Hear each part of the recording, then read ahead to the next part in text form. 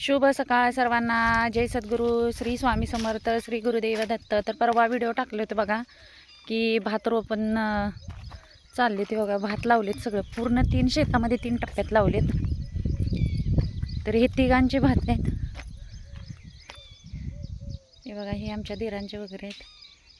हा आमचा भाताचा टप्पा आहे. हे 4 वाफे आहेत ते. आणि तिकडं अजून एक पलीकडं आहे, पण आता इथून दिसत नाही. तर हे बघा, हा पहिल्यांदा लावल्यामुळं आता हिरवा कलर आलाय. तरू आहेत तिथे रोपं जी भाताची आहे ती पिवळ्या कलरची होती थोडीशी, आणि हिरवा कलर उठला की समजायचं व्यवस्थित आता भातामुळे धरले असेल.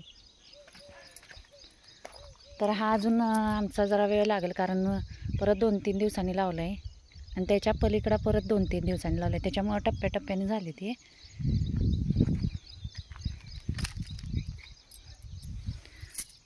हे बघा, असं लावलं. एवढं अंतर ठेवायला लागते त्याच्यामध्ये.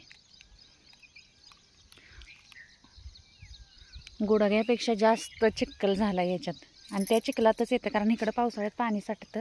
त्याच्यामुळे दुसरं पीक कुठलं येईल याची गॅरंटी होती. आणि पावसानं भरपूर सगळ्यांची गडबड केली होती. त्याच्यामुळं कसं इकडं म्हटलं भाताला कसं भरपूर पाणी लागते, त्याच्यामुळं भात व्यवस्थित येईल म्हणून सगळ्यांनी आता बऱ्यापैकी ह्या वेळेस सगळ्यांनी भाताचंच लागवड केली.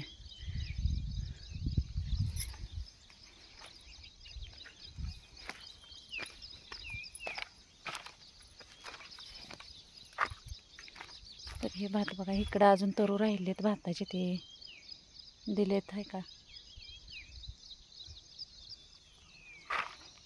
आणि इकडं रोपं लावले छोटी छोटी झेंडूची, आणि भुईमुग वगैरे टोकला. ह्याच्यात आता पाणी लावायचं आहे. तर ह्या वेळेस आम्ही नवीन पीक घेतलेलं आहे भात. आता बघूया कसं कसं वाढल ते तुम्हाला दाखवते. ह्याला पाणी सोडावं लागतं, सारखं पाण्यातच असायला लागतं. वाफ्यानं पाणी सोडले बघा.